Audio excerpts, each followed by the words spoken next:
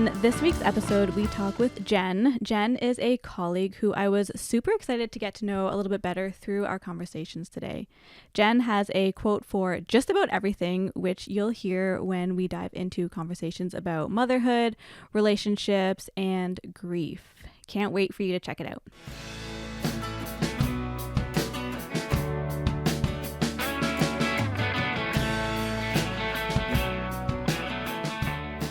Hey Jen, welcome to the Simply Connected podcast. Thanks so much for being here today. Thank you so much for having me. I'm so honored to be here and so privileged to be chosen to sit and talk with you. I'm so glad you said yes when I asked you. I was always like, there's always like a bit of nerves when you go to ask someone to do something like this, just to gauge the reaction. But when you said yes, I was just so happy because I feel like we can have such like a full-fledged, well-rounded conversation. And I'm gonna jump right into it with you, and I'm gonna throw this first question at you so we can learn about you. Okay. So Jen, yes, tell me about you. Who are you? Who am I? Oh my goodness. Just a little history. So, well, I'll tell you my age. I just turned 50 years old, so major milestone in my life. I was born in Alberta, Canada.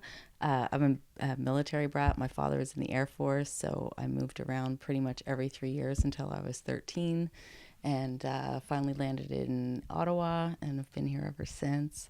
I have a wonderful fiance. I have two amazing daughters that are 16 and 18. Wonderful parents, family. I work at a higher ed institution. I've been there for 9 years. And well, that's pretty much me in a nutshell on the surface, but I know we'll get into the deeper stuff after. Yeah. And so you grew up out west? Yeah. Well, I was born in Cold Lake, Alberta. I lived there for 2 years. Okay.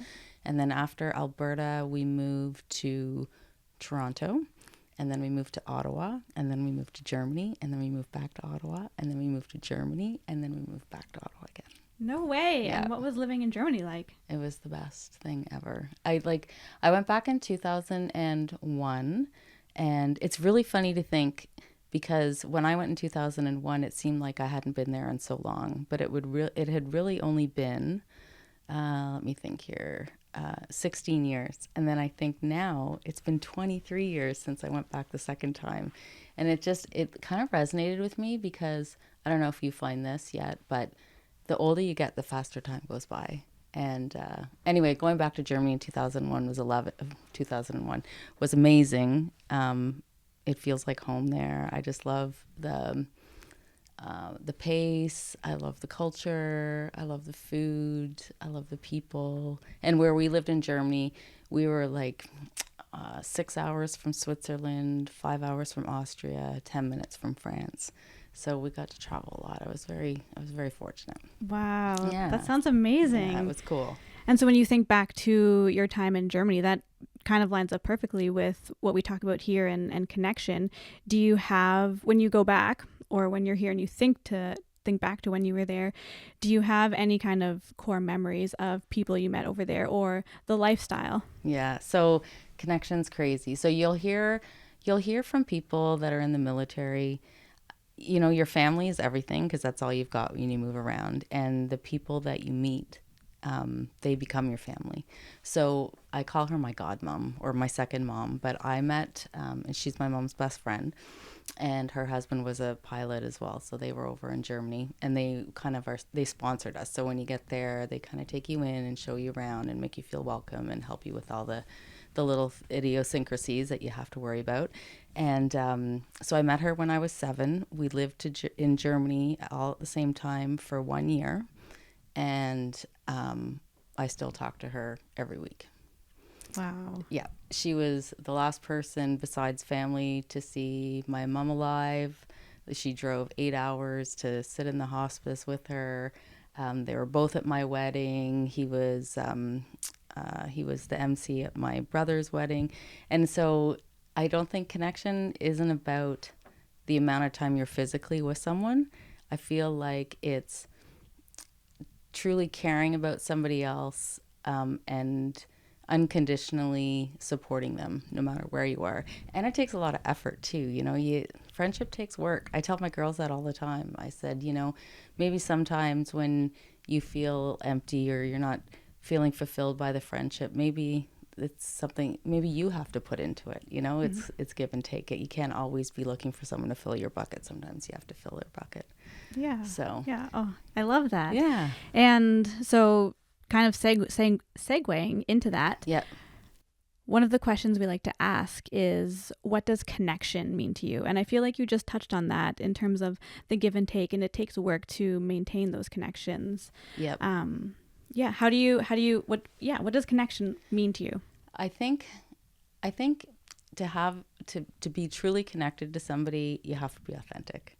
I really think authenticity is key. There was this isn't the quote I was telling you about, but there was another gentleman, and I don't know his name, but he was saying that, you know, we all operate on frequency, right? There's energy everywhere and there's frequencies everywhere, and the one frequency that apparently, according to studies, that draws people in and connects people is authenticity.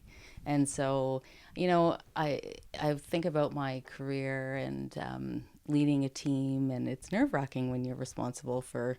I had 30 people, and you know, you get nervous navigating, and of course you want them to like you, but you also have a job to do. And so I went into it thinking I'm just gonna be me, and no errors, like being honest, being transparent. You know, kind of a personal story, but I went off on stress leave, and the culture is to be very quiet about it. No one talks about it, and you know, and it's out of respect for privacy, and I get that. But then stories, people have they make their own stories in their head, right? So when I came back from that leave, I grabbed my team, I put them all together, and I said, listen, this is why I was off.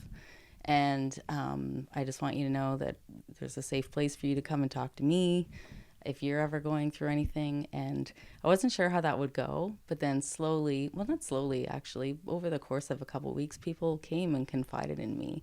So I think that just being really authentic and true and being yourself and not putting on airs, then you can truly have a real connection.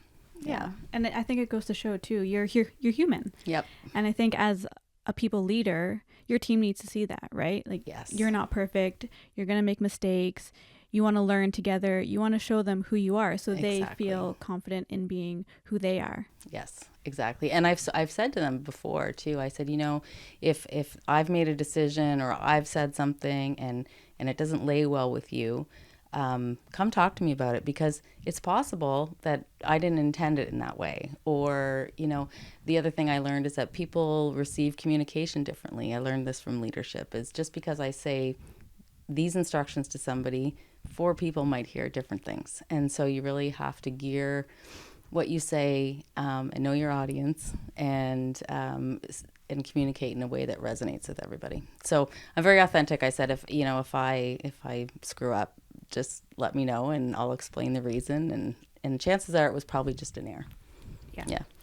And taking that authenticity kind of out of the workplace, how do you show up that way in your personal life as a role model for your daughters, for your friends, for people in your life? Yeah, that's a really interesting question. I think I'm probably too authentic at home. But I tell my daughters it's okay to be you. And not everybody you're not gonna align with everybody, you're not gonna have a connection with everybody. But if you remain true to yourself, then the people you do make connections with, they'll be pure connections, right? I also tell them, you know, they get upset if they get a bad mark and in a course or in a test or something, and I'll say, well, after you got that bad mark, you have room for improvement. You know what to do. Like, life's not rewarding if you're always doing well. You know, happiness comes from knowing what sadness is, and success comes from knowing what failure is. So I tell them, don't worry about failures, because it's always a learning opportunity, and to be gentle to yourself. Mm-hmm. Yeah. I love that. I feel like sometimes too, your biggest successes come from those failures, right? It's Yes. it's how you learn from them. It's how you apply what you learned going forward and moving forward from that. That's right. And the other thing too is I try and tell them, and it's hard to do as a kid. I remember thinking this way too, and I think you learn it as you get older. But when something drastic happens, so for instance, my daughter fails a test at school, and she's like, "I'm never going to get a job. I'm never going to, have a career." And I'm like, "Don't go that far ahead. Just stay in the moment." And I read in the thing, if you live in the present, you'll be very at peace. If you live in the past, you'll be depressed. If you live in the future, you'll be anxious. So I try and pass that wisdom on to them. I've never heard it like said that way before. So I'm going to take that with me, because I'm someone who like thinks way too far ahead. Yes. And I'm in a steady job. I love my job, but I'm that person to be like, "Oh my God, I messed this up. I'm going to be fired," or I'm never going to work again. So it's like just thinking like the world is ending, when really if you take a step back and you breathe and you're like, "No, okay, how do I fix this? How do I move forward from this?" Yes. And show that I've learned this lesson. Yes. It makes you a better person. Yeah. All my failures, oh my God, all my failures have set me up for great things. If I, if all these, at the time you think they're terrible, if all these terrible things didn't happen, I wouldn't be sitting where I am today. And I'm very happy today. So, right. They make you who you are. All the highs and lows make you who you are. Absolutely. Yeah. So thinking back on the last maybe couple weeks, maybe months or so. Yeah. Can you think of both a high and low moment in your life and how you navigated both of them? Because there are wins and there are losses, and how did those turn out for you? It's so funny because my eldest daughter went away to university, and it was that one thing was a high and a low all in the same breath. So it was interesting because it was exciting. It was exciting because I was kind of like living vicariously through her when I took her up to her dorm, and in all honesty, I kind of wanted to stay. You're like, I'm moving in. Yeah, I know. I wanted to go to school. So that was exciting, and seeing, she's a kid. She's pretty incredible. She's, when she was 12 years old, we went to the city, and she said, "I'm going to go to that university," and she did. And when she was in grade 4, she said, "I'm going to be in a choir," and she was. And "I'm going to do this," and she did. So I hopefully we'll get to that question, but later on. But she always does what she says she's going to do. So it was a really high moment knowing that, 6 years ago she said, "I'm going to do something," and she ended up doing it, and there she was at the school she wanted to go to. But at the same time, and I was good. I drove her there. I was cool as a cucumber, moved her in, didn't stay too long, and then I drove all the way home. I was fine. I got in the house, and I cried for 2 days. Yeah, and I think I called everybody I knew and sobbed, and because I think when you're a mom, the young years are hard, right? They're really hard. You're like, "Oh my God, just go to bed and eat your dinner," and it's hard. But then it goes. My friend said to me once that the days are long, but the years are really short, and so you're always looking ahead and looking to the next thing, and we almost kind of wish our life away, and it's kind of like that with motherhood too. I was like, God, I would give anything just to go back and give her a bottle, So it was sad because I'm getting older. This whole portion of my life and her life is over. It's exciting because we're moving on to a new thing, but it's also sad because you're turning the page. Yeah, right. What's that saying? It's a double-edged sword. It is a double-edged sword. Yeah. And I feel like too, like you touched on it, but even as a kid too, right? You're like, "Oh, I wish I was older. I wish I could do this." Yes. And then the years just flying by. I look back now and I'm like, how are my 20s over? Yeah. How did I blink and all those years are gone? And the older you get, every decade it seems to go by twice as fast and twice as fast and twice as fast. It's wild. I was just thinking remember I was going to tell you my quote, Henry Thoreau. And this is a quote that I noticed on the wall where I work. And I think it's so important because, and the quote is, "It's not what you look at, it's what you see." And I think that really applies to kind of everything we talked about. And I say this to my girls at the time. They'll be like, "So-and-so wasn't nice." And I said, "It's not what you look at, it's what you see," And I said, maybe it's not about you. Maybe something else is happening in their life and it has nothing to do with you. You're seeing it about you, but it's not about you. or those weird pictures, they have them on social media sometimes, and you look at it and you see one thing and someone else sees something else. And I just think life is like that, and I think that if you can change your scope and change the lens and see things on a more positive way, it can be very impactful.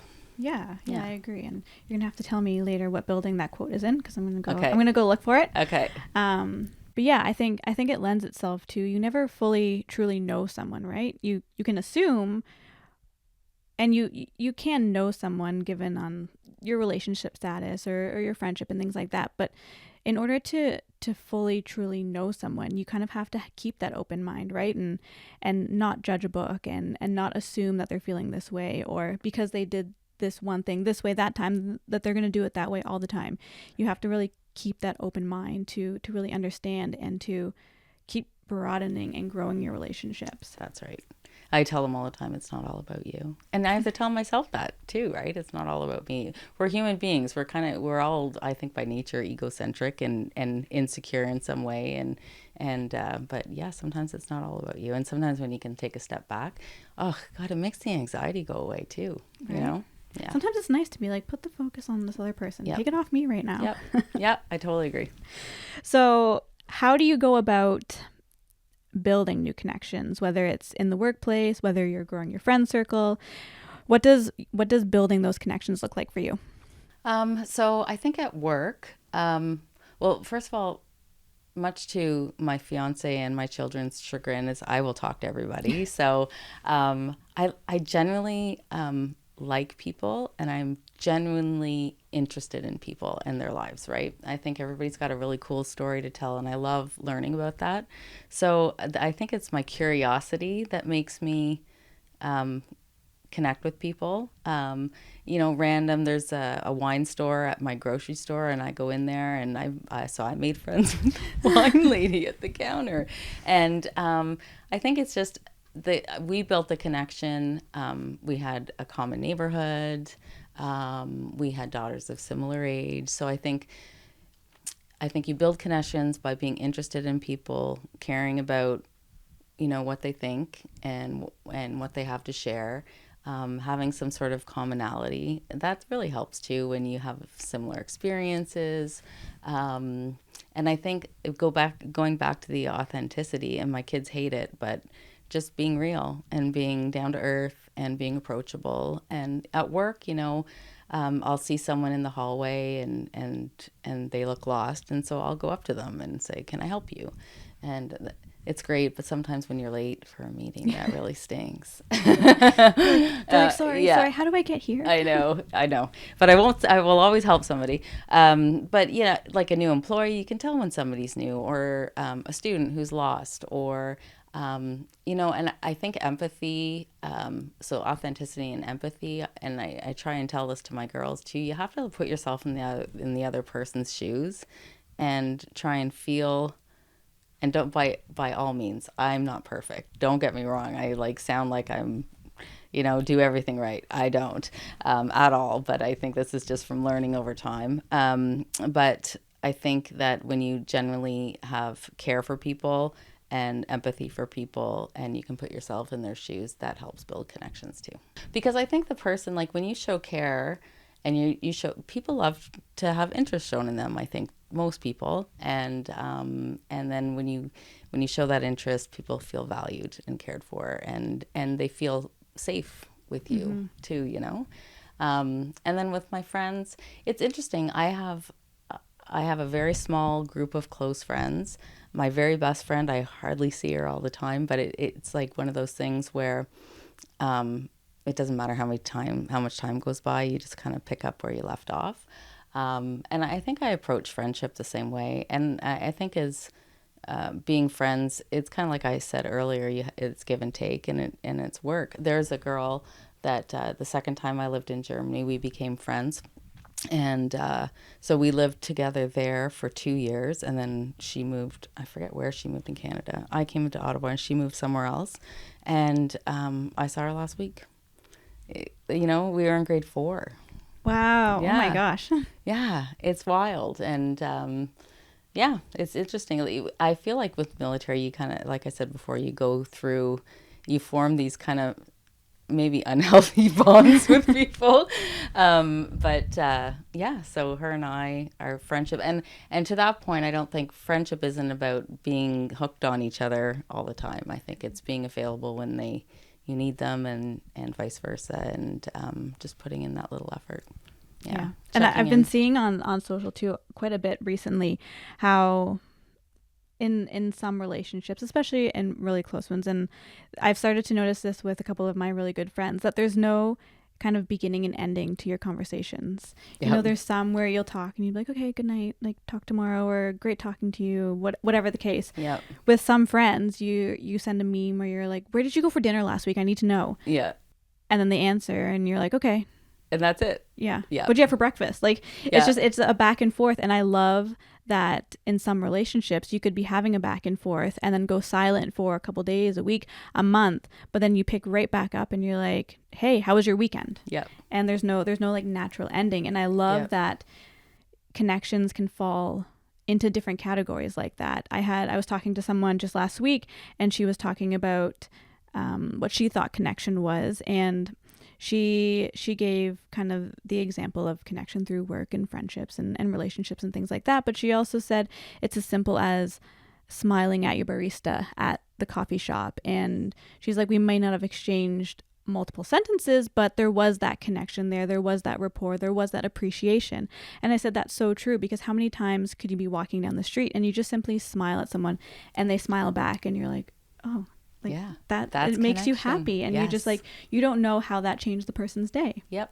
I totally agree with that. I love that.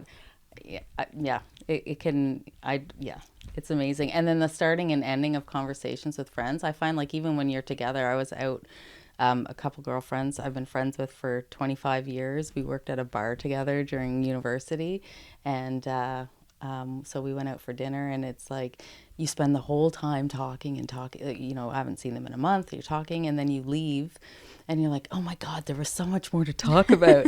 And you just cover like just a realm of topics, and it's like you said, there's no beginning and end. Texting, I have to admit, I'm the worst. My friends know I'm the worst. My sister-in-law thought I hated her for months because she'll send a text, I'll look at it and go, oh, that's so great. And then it goes down and I forget. And so finally I said to her, listen, I'm just really bad at texting. I'm really bad. Know that every time I read it, I smiled. It was amazing. And I just forgot to text back. And then you'll pop into my mind, and then I'll text back again. But there was a meme that was running around recently, and one of my girlfriends sent it to me. She says, this is you. I said, yeah, I know. But you're right. Like, it's just those random, I'll text my brother, hey. And he writes back, hey. And that's it. I just wanted to know that he was there. Yeah. And there's that quick connection, thinking of you. Yep. But like really the baristas, the people at the checkout place, there's a security guard at work. And I noticed him, he always says hello to everybody, and myself included. And I can walk into that building and I'm like, ugh, I don't want to be here. And that guy is just like, good morning, how are you? And it changes your whole day. It really does. I know exactly who you're talking about, because I met him over COVID. Yes. And he is just the friendliest person. Yes. I swear to God, no matter what kind of day he's having, he's brightening your day. He always is. Yeah. And he's so authentic, right? Oh my gosh. He's himself. He's himself. Yeah. He's a really cool guy. Yeah. I embarrass my kids sometimes because it's so funny. When I was a kid, I was so insecure about the way I looked and how I acted. And I was kind of like, I was very shy, and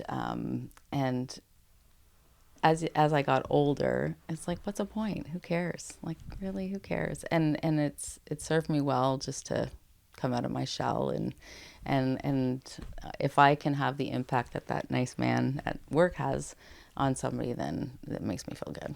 Mm-hmm. And I like too that you're reminding your daughters of that not that it's just a phase, but you do, as you get older, things become more comfortable and you start to realize who's got your back and who doesn't, and people aren't watching you as much as you think they are. And Yes. that was something I really struggled with growing up. I was very shy, very quiet, had a very small group of friends, which I was okay with, but I also looked around and I envied Yes. the loudest person in the room or the person everyone gravitated towards, and carried that with me throughout my high school days and early 20s. And it wasn't until my late 20s and even the last couple of years that I've come to realize that the people who are gravitating towards me are gravitating towards me because I'm being authentic. Yes. It's not because I'm putting on a show or I'm seeking attention. It's just the people who want to be in my energy are in my energy. And I've come to really appreciate that because I've been able to build solid relationships. Yeah.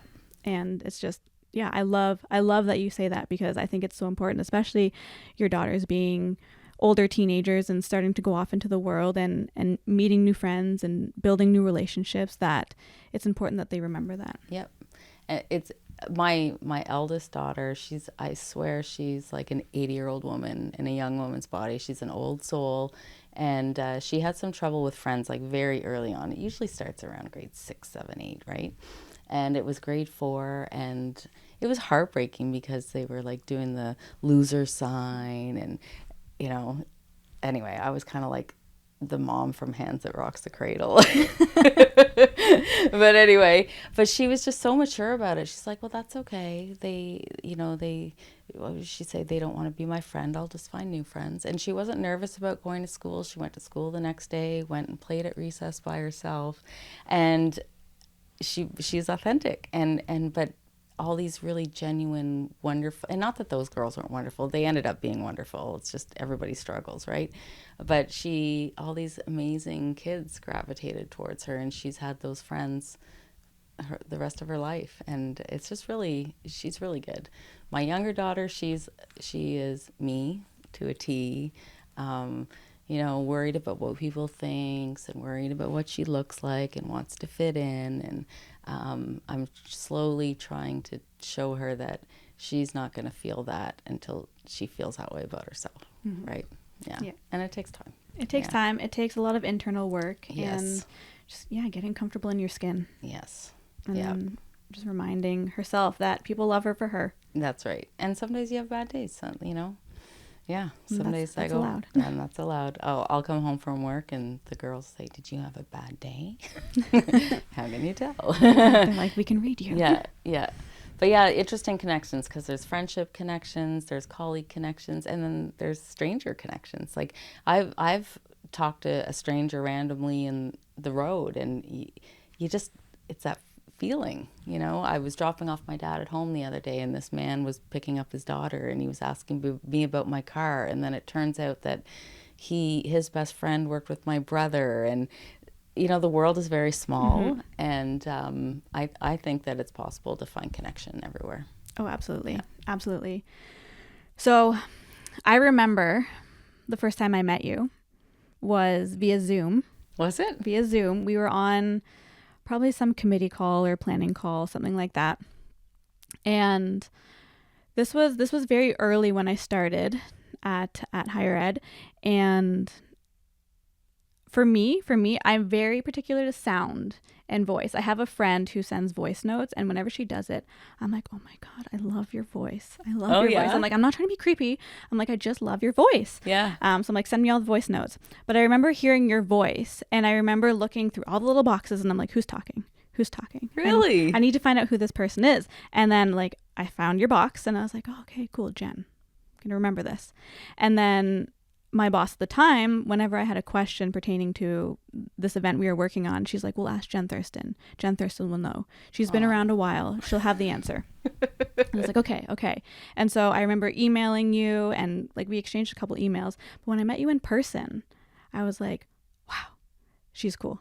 Aww. She's cool. Aww. And there wasn't a particular thing that you said or did, but I feel like it was the energy that you gave off.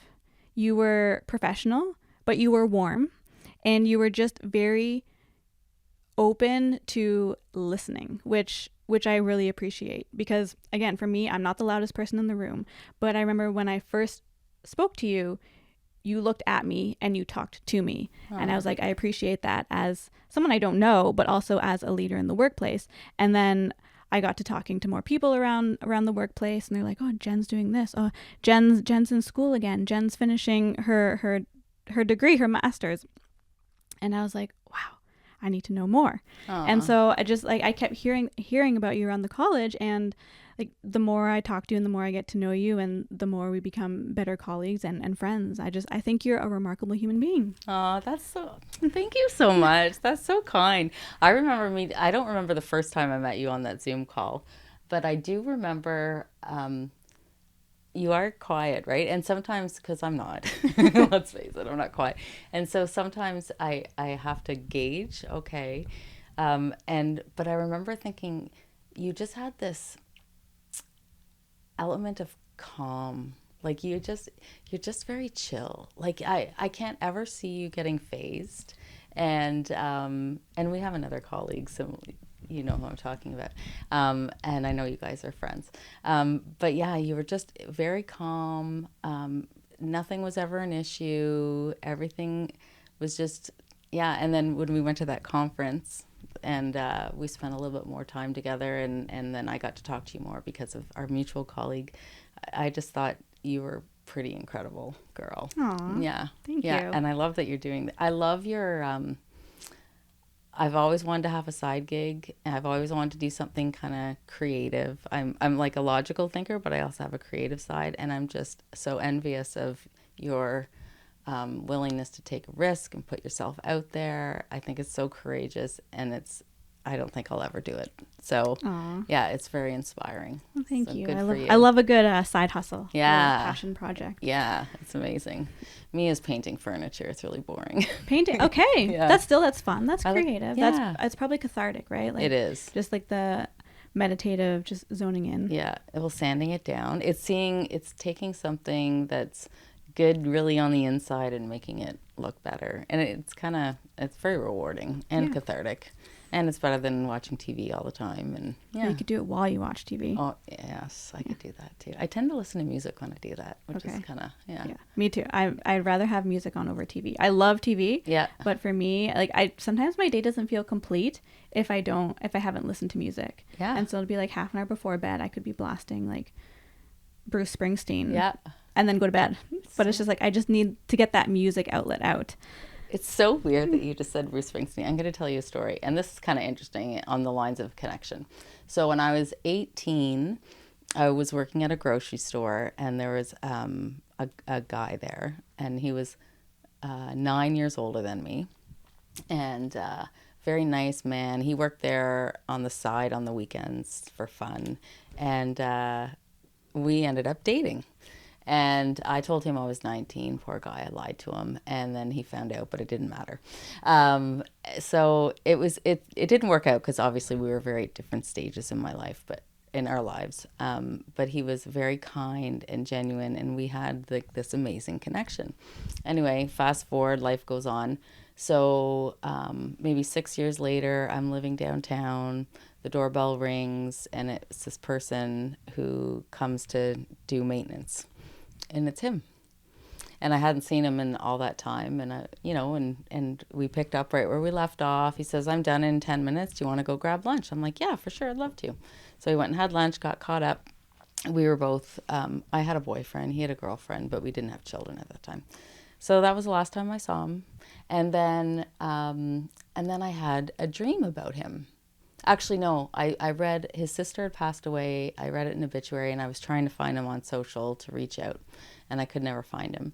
And then the other day, I had like this random dream, and he was in it.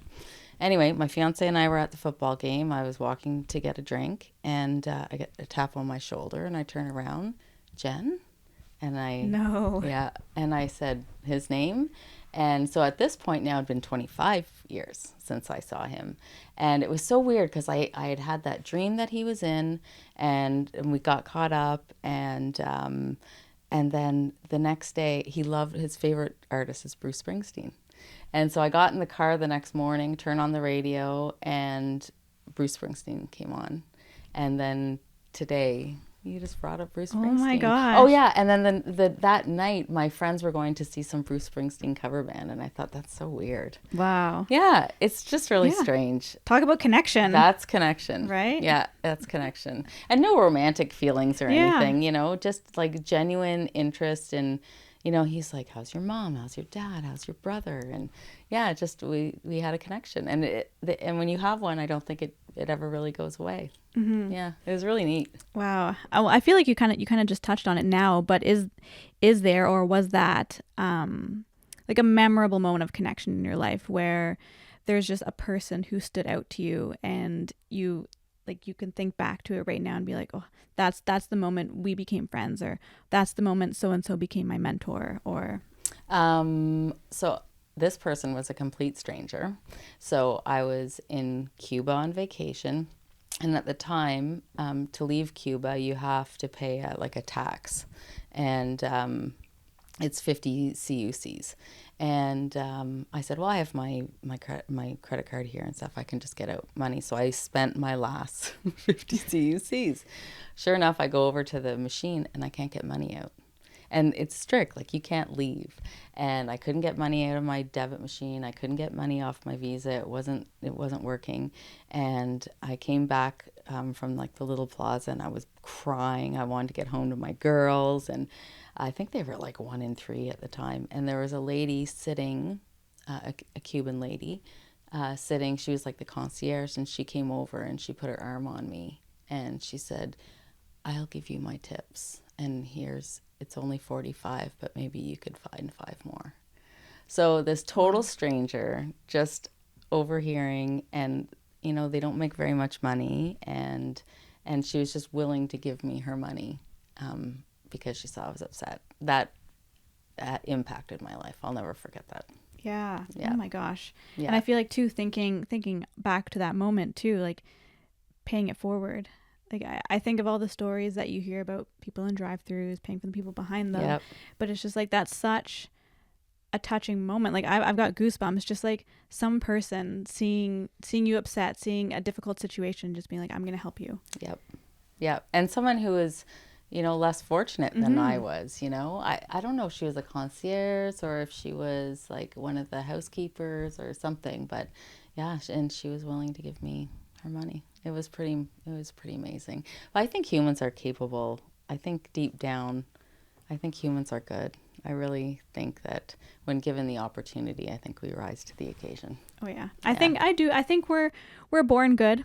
We're maybe taught some not so good things in life, but I feel like to everyone's core, for the most part, people want to be good human beings. Yep. And they want to give back, and they want to be kind, and Yep. like, no one likes to see each other in pain. Nope. No, I agree. Unless they're really bad drivers. No, I'm just kidding. Don't get me started on Ottawa drivers. Oh, my father calls them Ottawa drivers. My mentor, oh my goodness.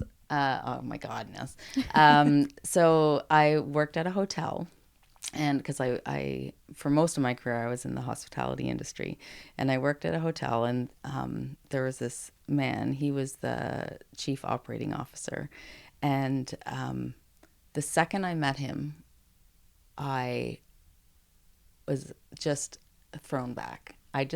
There was something about him. And to this day, I mean, I haven't worked with him for 25 years. He's still my reference. But he's just such an incredible person because he was born in France. I think he got his chef papers over there. He came to Canada all alone. He worked in a restaurant, and now I think he's the highest ranking person in the C-suite for a property organization, like a property company that owns a bunch of hotels. And he just climbed his way up. But he had this amazing ability to be tough, funny, but bring out the best in you. And I remember this one time, I had 2 colleagues, and they had both left. It was the beginning of a very busy season. He knew I was very stressed out about it. I was all by myself. And he came in to my office. He says, "Come on, we are going to go." I said, "Where are we going?" And the hotel was attached to a mall. And he said, "I'm going to buy a washing machine for my wife." So we went into Eaton's. This is how long ago it was, at this mall. And we bought a washing machine. And then we went down to the bar. He ordered 2 martinis. We drank it. We had a quick conversation. He says, "Are you okay? What can I do for you?" And I told him. He says, "Okay, no problem." And then he paid. He said, "Let's go back to work." And he says, "Are you better now?" I said, "Yeah, I'm better." He just knew that I needed to get out of there. I just needed just to decompress. I needed to take my mind off things. I went from stress at work to going and buying a washing machine to drinking a martini at 4 in the afternoon. But he just had a huge impact in my life. Huge. I just think he's like the most incredible man. Yeah. Oh, I love that. I love Yeah. that. And I love too that, like, again, it goes back to just to being a good person, a good leader, and just the fact that he is leading a business or a company, but could see the fact that, hey, this person needed a break. I'm going to help them out with that. Give them a little fun, like check in, and then we go back to work. Yep. And he knew how to work hard but have fun at the same time. He had extremely high expectations, but you wanted to rise to them. He made me smarter. He made me a better employee. He made me think bigger. He taught me how to manage people. He was amazing. Yeah. I love people like that. Yeah. It's so funny how you tend to, well, not you, but people in general tend to like latch on or find the people that you need in that moment. Yes. Like when I think about my life now and even a couple of years ago, how things can seem so confusing, or just you're lost, or you're questioning things, or maybe you're just having a really great time and someone shows up and you're like, I don't know why you're here, but I like you and you're here to teach me a lesson. And there's a handful of people in my life and who I look at and I'm just like, we're not friends. Maybe we're colleagues. Maybe we just know each other because of the community we're in. But you're a mentor, or I look up to you, or there's a reason why I feel like that energy towards you, and I just want to know more and I want to learn more. And I think the world puts these people in our lives for those reasons, whether they're with us for long periods of time or short periods of time. And I just love hearing stories like that about the people who kind of unknowingly changed your life.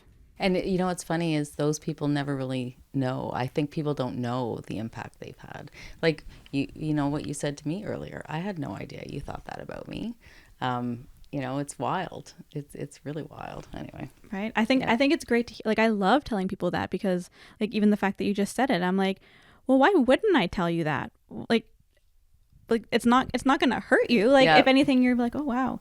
Yeah. And I think more people need to know how much of an effect they can have on people's lives without even knowing it. Yep.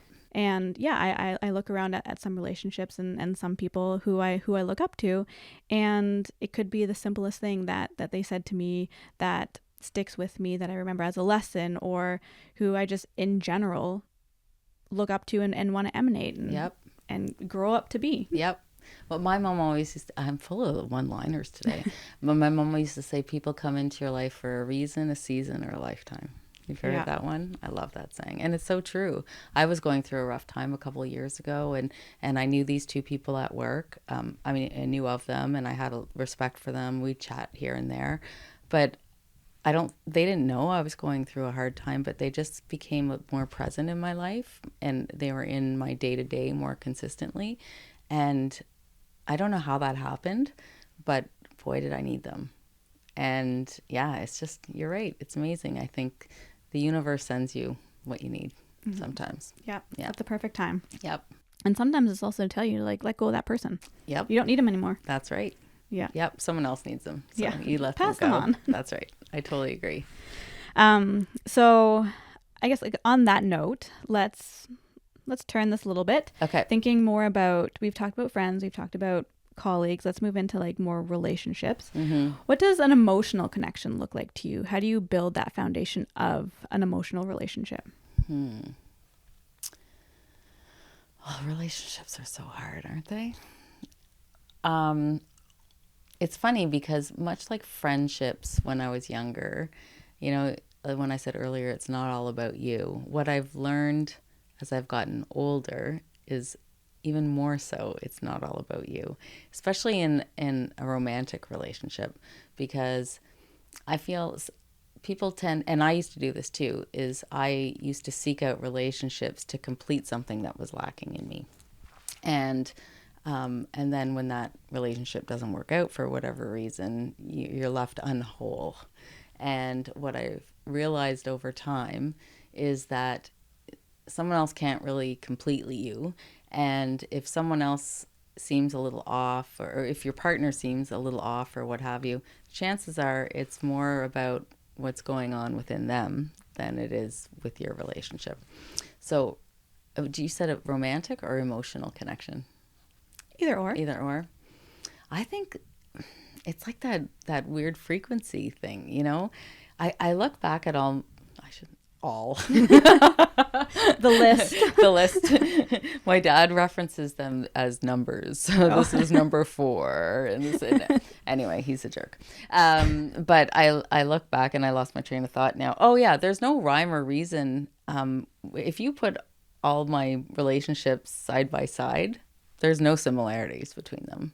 I think it is all about the connection or the vibe at that time, and I think that you feed off each other.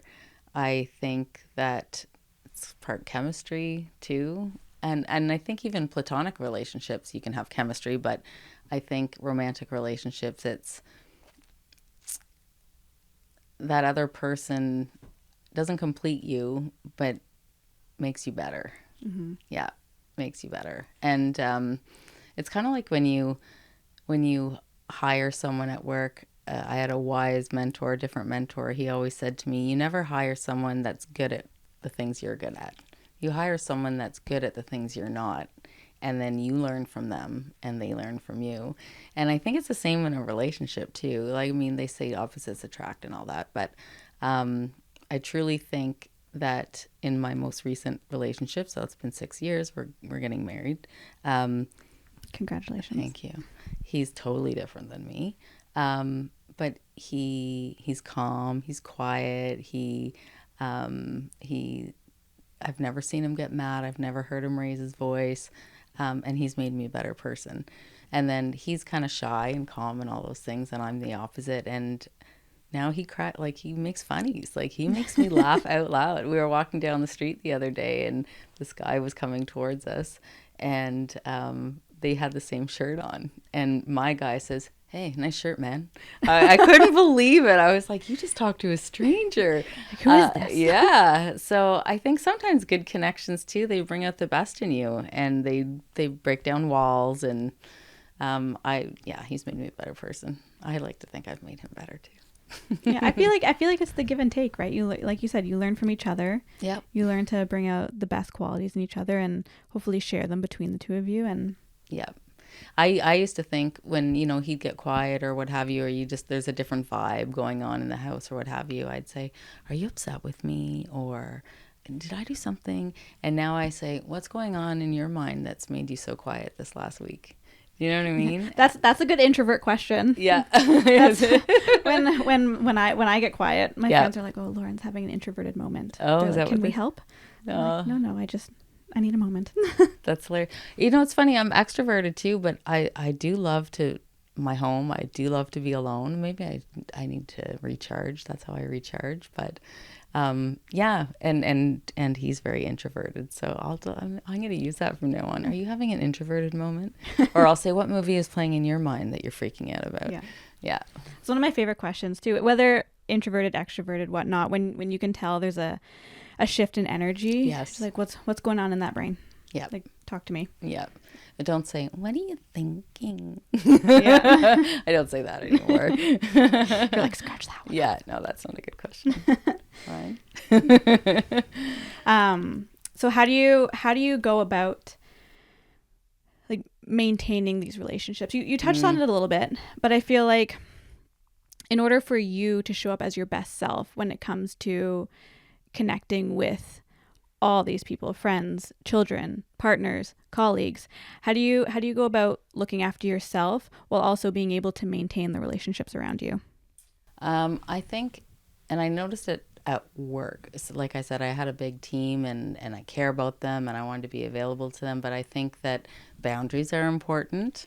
Um, I think that you started off at the beginning, and just trying to think here. To take care of yourself while taking care for others, especially because I was a single mom doing my master's during a doing a full time job. So I think that self care, you can only be good to those you love if you care about yourself first, right? So I think that's important. And then I look to my parents were married for over 50 years, and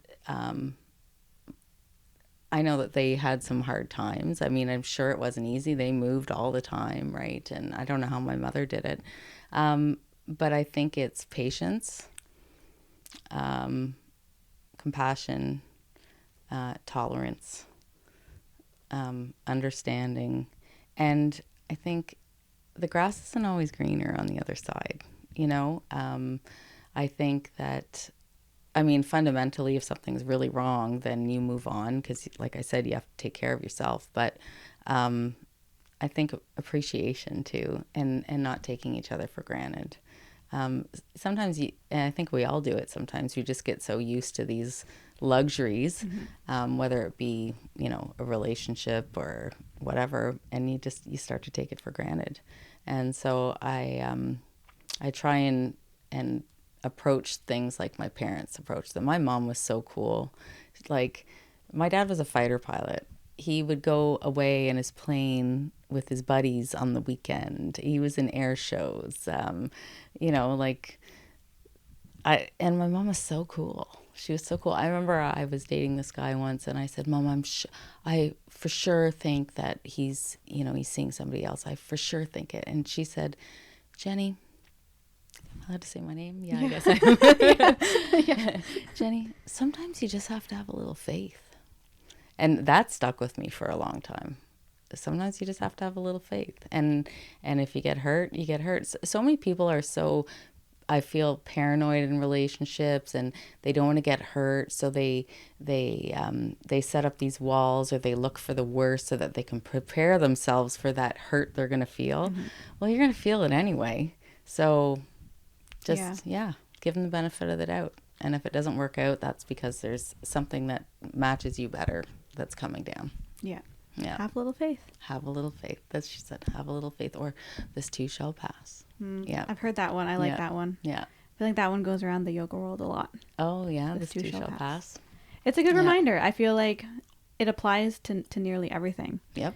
Whatever you're struggling with, whether, like, I know it was my mantra last year when grieving, this too shall pass. And it was just like allowing yourself to move through the process, and not beating yourself down, and not essentially letting yourself get caught up in those dark moments. It's important to feel them. Like, you can't suppress them, but just reminding yourself that there will be a light. There will be a new day.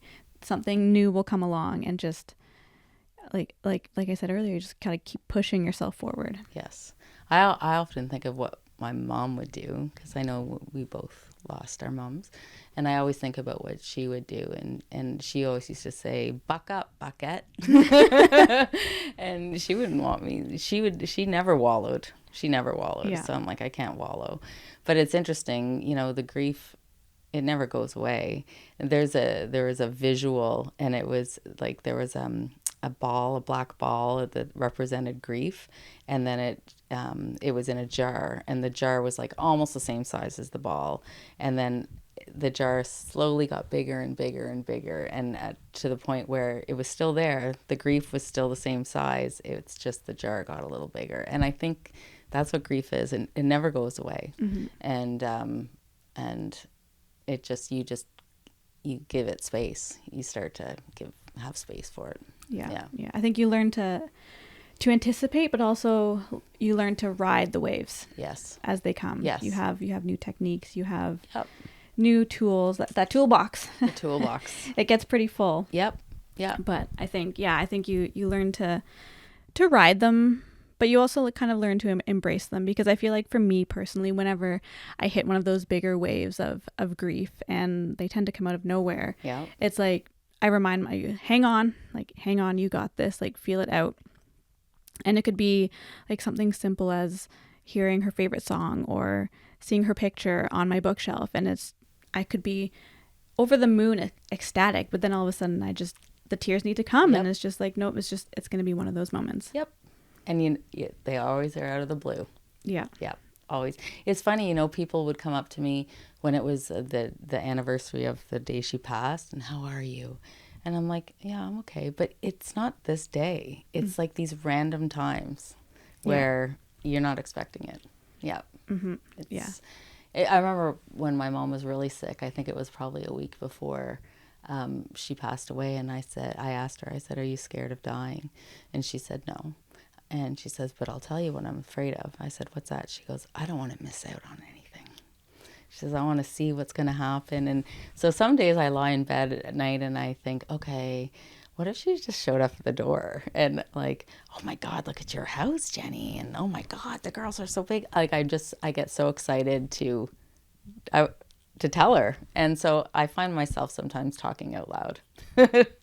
I love that you said that. And it's so funny because my mom said the same thing. It's kind of like they knew, or they were ready. They knew it was coming. Mm-hmm. And yeah, she said, I'm not afraid of dying. She said, I'm afraid of missing the rest of your life.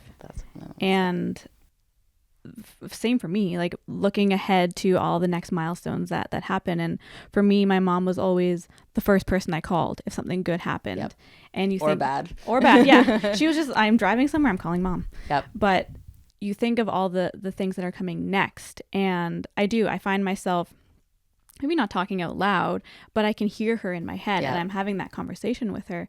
And there was a strange parallel with her death, and I know we shared the loss of a colleague earlier this year, and for both of them, they talk about the sun and how much they both love the sun. And my mom, every morning she would text me. It was like clockwork. She'd be like, "Morning, Lauren, the sun is shining," and like if it was raining or cloudy, she wouldn't say it, but every day the sun was shining, she would tell me, and I would be like, oh yeah. Like as soon as I read it, I would look out the window, and then I remember when we lost our colleague, one of her friends touched on the fact that this person, whenever she would go outside, she would turn her face to the sun and feel the sun on her face. And as soon as they said that, I was already crying, but it was crying more. And I carry that with me. When I wake up in the morning now, I open the curtains and I'm like, the sun is shining.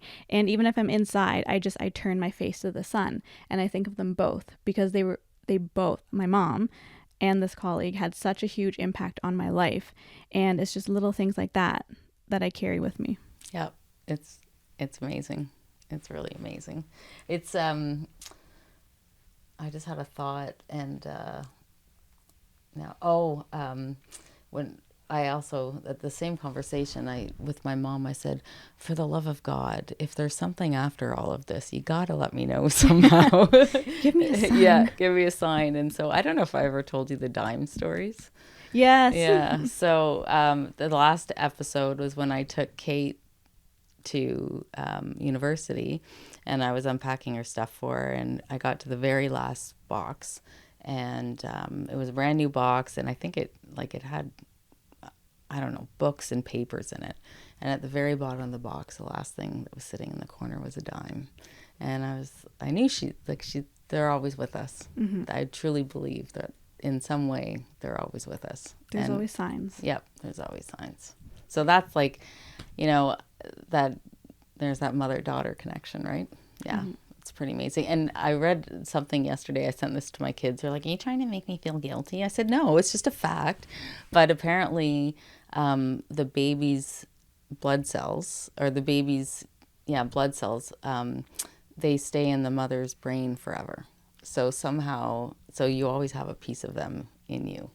And so you'll always be with your mom, and your kids will always be with you. And yeah, so there's like a biological connection too. Yeah. It's pretty cool. Aw. Yeah. Oh, that's so sweet. Yeah. So on that note, I guess, Yep. talking about grief and family and navigating that, let's kind of wrap with the support that you feel coming from the people around you. When you think about connection in all its forms, what does community mean to you, and being a part of a community, and how does it support you, but how do you support it? Oh my goodness. I was blown away by the love and compassion and community, specifically at work when my mom got sick.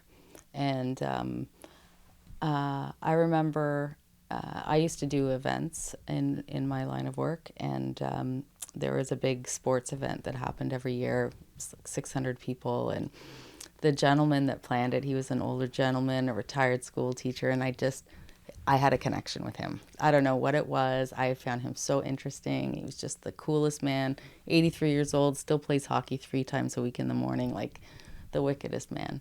But I remember when I came, I only took a couple days off work because I wanted to be there. And I think I wanted to be there because of the community and the support, right?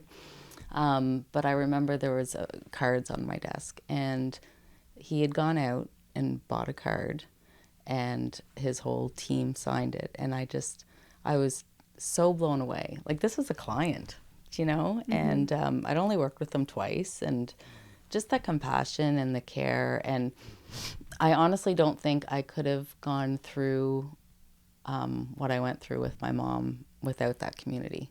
And what I learned from that is now you need to give it back, right? So people really took care of you. People supported you.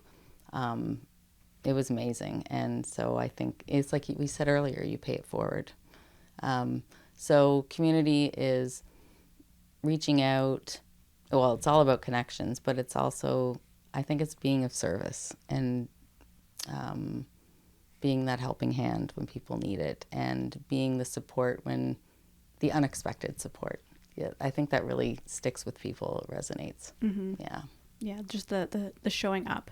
Showing up. Mm-hmm. Yeah, the showing up. And that's the other thing too, is like, even with friends, sometimes you don't even need to talk. Do you ever have those friends where you just sit there? Yeah. It's the best. Yeah. There's no awkward, there's no, like, you don't feel the need to talk. You No. can just be. Yep. I have that with my younger daughter. I drive her to work in the morning, and most of the time for the whole ride, we don't even say a word. And it's just great, Yeah. Yeah. And it just made me think of showing up. Sometimes just physically being present. Mm-hmm. Yep. People, you don't need to talk. Yeah. Yeah. I often think that too. Like, last year when I was reflecting on the year and kind of how it went, you come to really appreciate the connections and the people you have in your life. And I had said it a couple times, but I often think, like, I thank the people who show up. I thank the people who let me be me, let me ugly cry, let me grieve in my own process. I thank the people who chose to leave, who maybe couldn't handle it and couldn't stay. Mm-hmm. And I just thank the people for giving me the space I needed to do what I need to do. And you don't realize that it takes a village. It takes a village for you to be able to see that light, Yeah. and for you to be able to keep showing up. Yeah. And if it hadn't been for the known connections and even the unknown connections, just the simple smiles, the simple, hey, how are you? Them not even knowing what I had been going through in the past year, you're surrounded. Yeah. You're surrounded by people who care. Yep. It's interesting.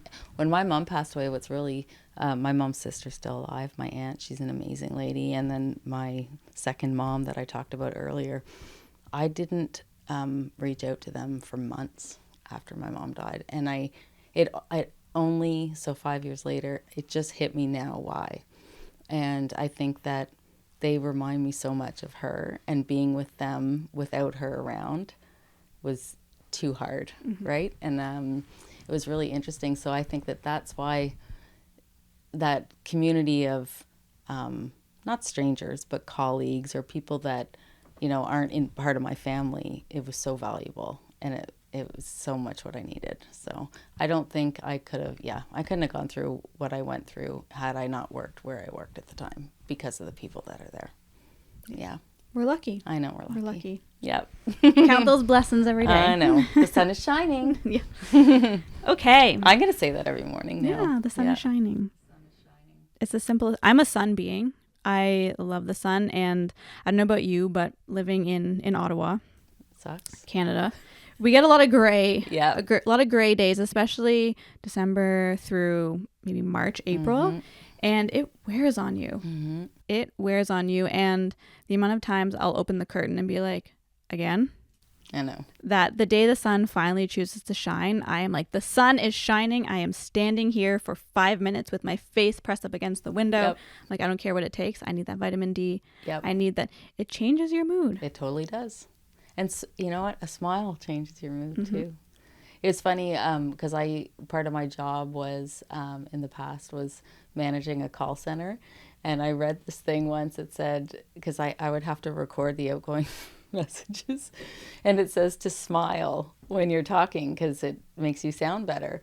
And so of course my team are on the phone with clients, and I said, no matter how upset you get, just smile. And they're like, that works. So I apply that to, it's really hard to do when you're in a bad mood, but sometimes just smiling can turn things around. As actually, before you finished that thought, I was about to ask you, I'm like, can you tell when someone's smiling on the other end of the phone? Yes. Oh, yes, yeah. Oh, you yeah. can. For you sure can. you can. Yeah. I mean, they might not be in a happy mood, but if they're smiling, you can tell. You can tell. Yep, for sure. All right. Before we wrap up, let's give listeners a little more insight into who Jen is. Okay. So I'm going to throw a couple of rapid fire questions at you. And let's start by telling us what the last book or podcast was that you read or listened to. The last podcast I listened to last night, it's called Killer Psyche. It's this woman, her name is Candace DeLong, and she was a psychiatric nurse and a FBI profiler. So she looks at all these cases. Some of them are really famous. Everybody would have heard of them, and some of them not so much. But she in the first 20 minutes, she reviews what happened. But the last 40 minutes, she talks about in their mind why they did what they did. That's kind of her tagline, and it's a really cool podcast. Yeah. I have to add that to my list. Yeah. My never-ending list of podcasts to listen to and shows to watch. Yes. So on that note, what show or movie are you watching? So we're in the middle of watching Monsters. It's the Eric and Lyle Menendez story. Okay. I haven't heard of it. Yeah, it's on, can I say what? Yeah. It's on Netflix. That's interesting because the way they do it is they show it from multiple points of view. So they look at it from the boy's point of view, from the parent's point of view, from the lawyer's point of view. So we're at the point now, I'm like, I don't really know who to believe anymore. Like, yeah, it's really cool. Oh, okay. Like, look, me just Write adding things to that list. I'll text it to you. I have probably my list on Netflix at least is probably never ending. You have to send me. Because every couple of weeks, like Netflix adds a new movie or they add a new TV show, and I'm like, well, this looks good. Have you watched the show Younger? Yes. Oh, so yes, good. that's a good one too. So good. Okay, well, we'll exchange TV shows after. Sounds good. If you could have one superpower, what would it be? Oh, you know what? I thought about this. Oh, to pause time. Okay. Yeah. That's the first time I've heard that. Yeah, to pause time. Yeah. All right. It's like that song. Just give me 5 more minutes. I thought you were gonna sing Cher. If I that one too. Yeah, to pause time would be cool, or to even just go back in time for a little bit. That would be cool. Yeah. To relive it, or to change anything? Not to change it. Okay. No, I think that if you change one thing, it changes the whole trajectory, right? So no, I would just want to relive just to it. capture that moment. Yeah, yeah. I'd love to.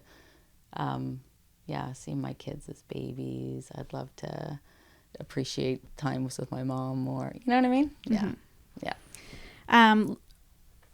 If you could talk to your younger self, what would you tell her? This too shall pass. No. Well, I would say this too shall pass. What do I tell my kids?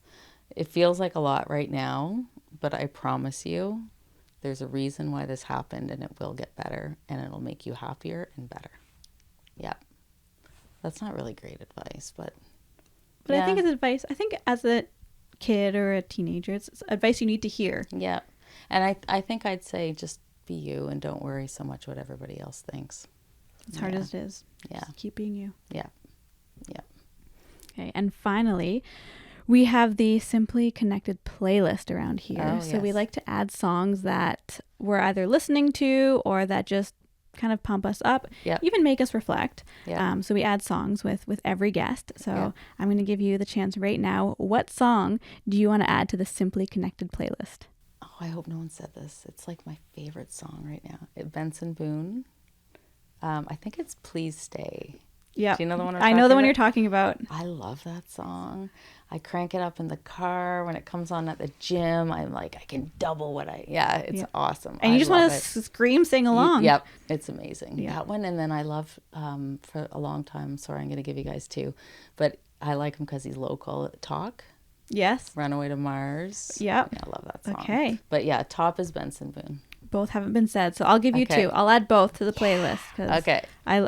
We talked about earlier. Music like pumps through my veins, and I'm just always craving new music. Some people don't listen to music. I know. I don't understand why. It's so strange. Live music fills my bucket. Mm-hmm. Totally fills my bucket. And you say like a smile can change me. A song can change my mood. Oh yeah. Yeah. I just need that one song, and the whole perspective will change. Yep. Absolutely. ABBA. Anything ABBA. It turns my frown upside down. Yeah, and my dad has Alzheimer's now, and so he can get, especially when it's dusk, he gets really down, and I just flip on the ABBA, and it's all done. It's over. Yeah, he's fine. Yep. I love how a song can do that. For me right now, super old, but Disco Inferno. I don't know why. It's on repeat for me. They're amazing. Yeah. There's a song, I don't know who sings it. It's called Electric Feel. I always called it Electric Eel, but Google it. It's a really cool song. It's super funky. I think it's from the 70s, but anyway, Electric Feel. Yeah. Electric Feel. Yeah, don't add that to the list. That's MGMT, and that's more recent, not 70s. Oh, it's not the 70s? No, it sounds like it could be. Oh, okay. MGMT. Thanks, okay. MGMT. Okay. Ryan just made me smarter. So maybe we're going to have to add 3 to the playlist. All right. I'm just going to stack them there. Do you like that song, though? Isn't it great? Yeah. Okay, I'll add it. Well, I want to say thank you so much for joining us on this week's episode. It was an absolute pleasure to talk to you, and I hope we chat again soon. I want to thank you so much for thinking of me, and I think you're a remarkable human, and I just feel really honored to be here with you guys, and thank you so much.